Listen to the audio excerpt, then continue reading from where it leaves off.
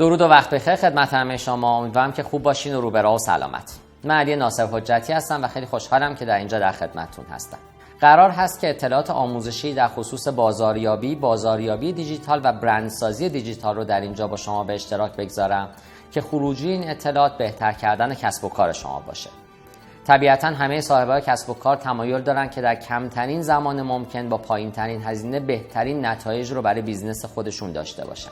این کار نیازمند تدوین برنامه‌ها، استراتژی‌ها و پیاده‌سازی برنامه دقیق، اجرایی و عملیاتی بازاریابی دیجیتال در شرایط بازار ایران هست.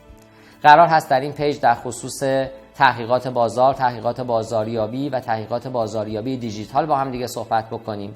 قرار هست در خصوص تدوین استراتژی‌ها، برنامه‌ها، پلن‌ها، اکشن پلن‌ها با هم دیگه صحبت بکنیم. قرار هست در خصوص بیزنس پلن‌ها، بیزنس مدل‌ها با هم دیگه گفتگوهای کاملا تخصصی و اجرایی رو داشته باشیم. همچنین شناخت و آموزش ابزارها یکی از مهمترین اهدافی خواهد بود که در اینجا اون رو دنبال می‌کنیم.